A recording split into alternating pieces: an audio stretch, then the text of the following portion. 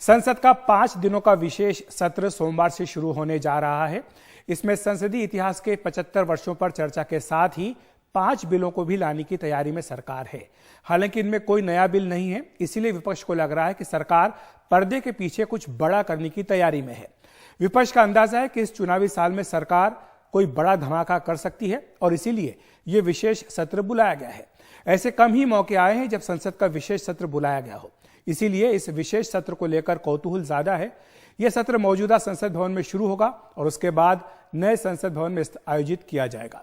इसमें क्या क्या खास बातें रहेंगी, इस पर एक बार नजर डाल लेते हैं। आपको बता दें कि नए संसद भवन में 17 तारीख को सुबह 9:30 बजे गज द्वार के सामने तिरंगा फहराया जाएगा।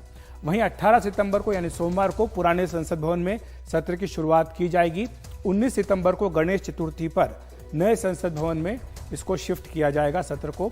और विशेष सत्र में शून्यकाल प्रश्नकाल नहीं होगा, यह भी बता दिया गया है। प्राइवेट मेंबर बिजनेस भी इस दौरान 5 दिनों में नहीं होगा। 75 साल के संसदीय इतिहास के ऊपर चर्चा की जाएगी, क्या उपलब्धियां रही हैं इन सब के ऊपर बातचीत होगी। चंद्रयान 3 की सफल लैंडिंग और G20 के सफल आयोजन पर भी चर्चा संभव है। विपक्ष का कहना है कि सरकार पर्दे के पीछे से चौंकाने की तैयारी में है, इसलिए विपक्ष चाहती है कि सरकार एजेंडा बताए। और 17 तारीख को जो सरकार की ओर से सर्वदलीय बैठक बुलाई गई है, माना जा रहा है उसमें विपक्ष साफ तौर पर पूछेगा कि क्या आप कोई बड़ा बिल इसमें लाना चाहते हैं या नहीं। इस बीच बीजेपी और कांग्रेस ने अपने अपने सांसदों के लिए व्हिप जारी कर दी है। सत्र के 5 दिन दोनों सदनों में मौजूद रहने का निर्देश दिया गया है।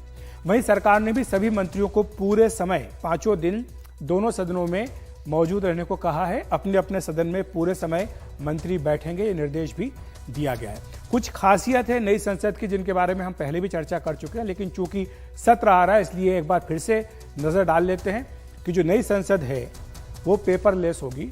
हर सांसद के आगे टैबलेट होगी और उसी में उनका एजेंडा और सारी जानकारी दी जाएगी। कोई भी कागज सांसदों को नहीं दिया जाएगा। सांसद का समय खत्म होते ही माइक अपने आप बंद हो जाएगा, ये व्यवस्था भी की गई है।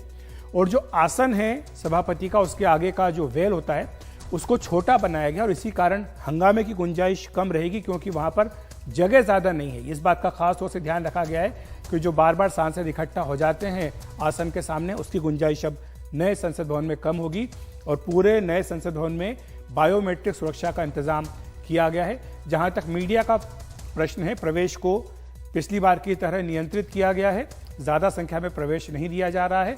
और जब नए संसद भवन के कवरेज की बात होगी तो उनके पास के ऊपर NPB न्यू पार्लियामेंट बिल्डिंग का ठप्पा मीडिया के पास के ऊपर लगा दिया जाएगा।